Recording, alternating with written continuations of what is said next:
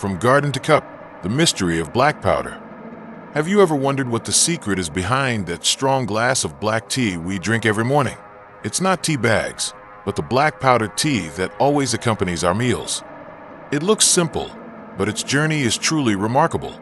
Together, we can see what black tea powder looks like under a microscope. It looks like black tea powder, but there is also yellow and reddish-orange tea powder.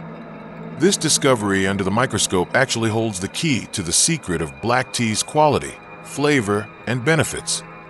These colors are not defects or foreign impurities, but rather direct visual evidence of a successful chemical oxidation process. The golden yellow color comes from theaflavins, TF. These are intermediate compounds formed early in the oxidation process, when catechins from green leaves begin to combine. Theaflavins provide brightness, a fresh or brisk taste, and strength to the brew. The reddish-orange to brown color comes from thearubigin, TR. These compounds are formed as oxidation continues, and theaflavins combine to form larger, more complex molecules. Thearubigins are responsible for the deep color, body, or viscosity in the mouth, and malt and sweet flavors of tea. So, good black tea powder is a chemical mosaic of black particles, very dark oxidized leaves, reddish-brown particles, dominant thearubigins, and golden yellow particles, theaflavins.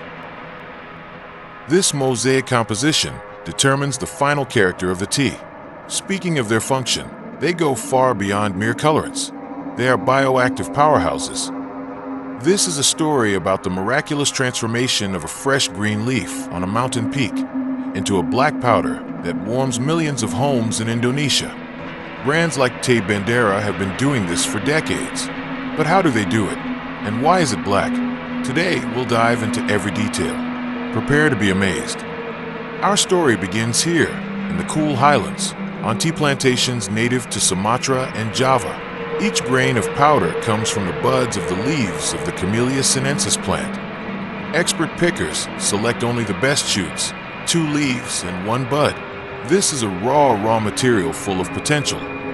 Inside the cells of these green leaves, there are magical compounds called catechins, a source of antioxidants, and also enzymes that will be the directors of the color change drama later.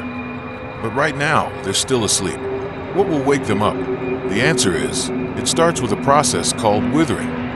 The fresh leaves are then left to wilt, not because of disease, but intentionally.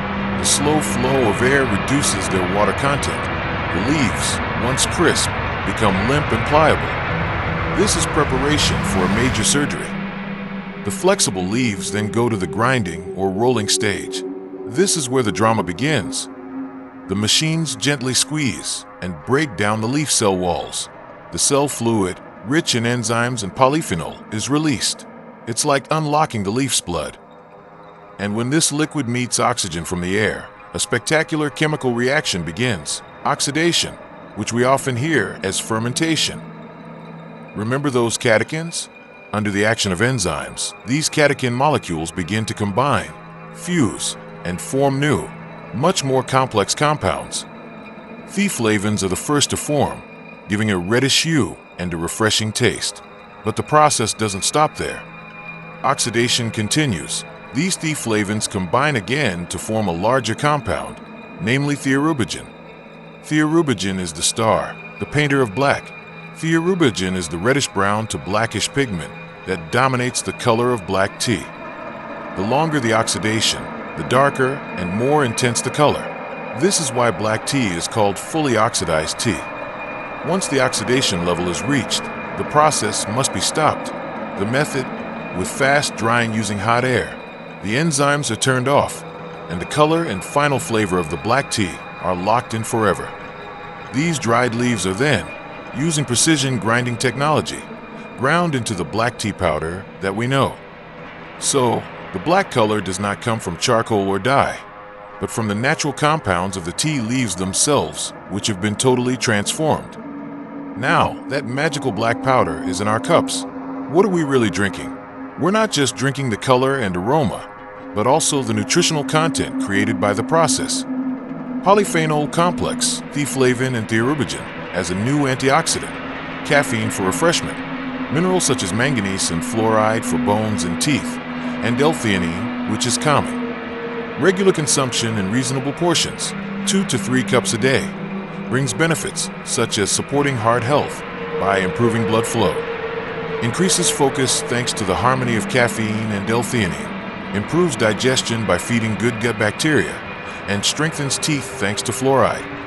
Excessive consumption, especially in concentrated powder form, can have side effects. Too much caffeine can cause restlessness and difficulty sleeping. People suffering from anemia, severe anxiety disorders, acute ulcers, or pregnant women should be wiser and consult a doctor. So, from today, when you sip a cup of powdered black tea, remember its long journey. Every sip is the result of science, tradition, and nature collaborating. Don't forget to like this video if you are enlightened, and subscribe to explore other everyday science mysteries with us. Thank you for watching. See you on the next knowledge adventure.